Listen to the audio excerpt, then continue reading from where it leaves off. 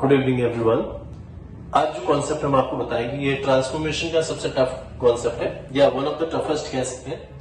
तो इसमें जो क्वेश्चन आता है वो इस तरीके से आता है, Sita owed beauty from her grandmother, इस तरीके का क्वेश्चन आता है। इसको बिगिन करना होता है इट वॉज से। तो पहले हमने यहां पर क्वेश्चन का कॉन्सेप्ट लिखा है, फिर मैंने आंसर का कॉन्सेप्ट लिखा हुआ है। क्वेश्चन कैसे बना वो भी देखिए। सीता सब्जेक्ट, ओड माने किसी चीज को किसी से गेन करना, लेना, तो ओड आ गया। ब्यूटी नाउन है तो यहां पर नाउन आ गया, यानी कोई भी नाउन हमें लेना है ब्यूटी। फिर from and then object, right, यानी कि जिससे हमने वो चीज ली है। लाइक ब्यूटी, सीता को ब्यूटी किससे मिली? ग्रैंडमदर से, तो ग्रैंडमदर ऑब्जेक्ट होगी। अब इसके बाद बोर्ड कहेगा इसको बिगिन करो इट वॉज से, इतना सा लिखकर आएगा। तो आपको करना क्या है, इट वॉज। अब ओड को हम कन्वर्ट करेंगे ओइंग में, तो it was owing, owing is followed by to, it was owing to. फिर ऑब्जेक्ट आएगा, तो ऑब्जेक्ट है grandmother, it was owing to her grandmother.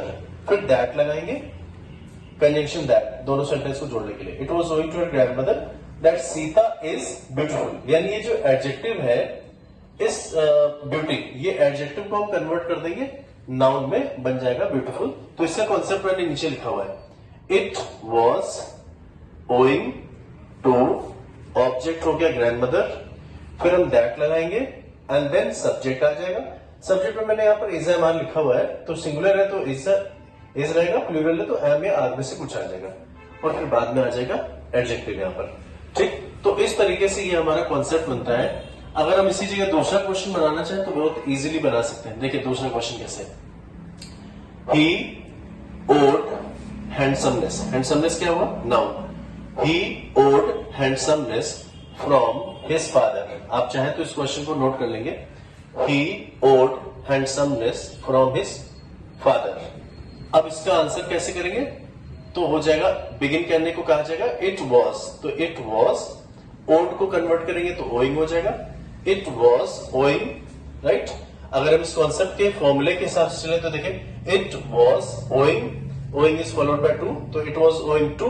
फिर ऑब्जेक्ट लेना है, तो ऑब्जेक्ट हुआ फादर, तो it was owing to his father that he is, और हैंडसमनेस का एडजेक्टिव होगा हैंडसम, राइट, तो ही इज हैंडसम। आंसर क्या हो जाएगा, it was owing to his father that he is handsome. इस तरीके से ये क्वेश्चन बनके तैयार होता है। ठीक है, ये क्वेश्चन इस तरीके से आएगा, आंसर बोर्ड में इट वॉज से ही आएगा और इसकी कोई बिगनिंग नहीं होती, यही बिगनिंग होती है। क्वेश्चन क्या आएगा, सीता ओड ब्यूटी। इसी तरीके से आप चाहे तो मल्टीपल क्वेश्चन बना सकते हैं। ये फॉर्मूला लिखा हुआ क्वेश्चन बनाने का, यहां पर कोई भी नाउन या प्रोनाउन ले लीजिए, ओड लिख दीजिए, ब्यूटी यहां पर फिर नाउन लाना है। नाउन क्या हो सकता है? Beauty, handsomeness, blindness. Then from आपको लिखना है, फिर ऑब्जेक्ट जिससे वो चीज किसी ने गेन करी वो आ जाएगा।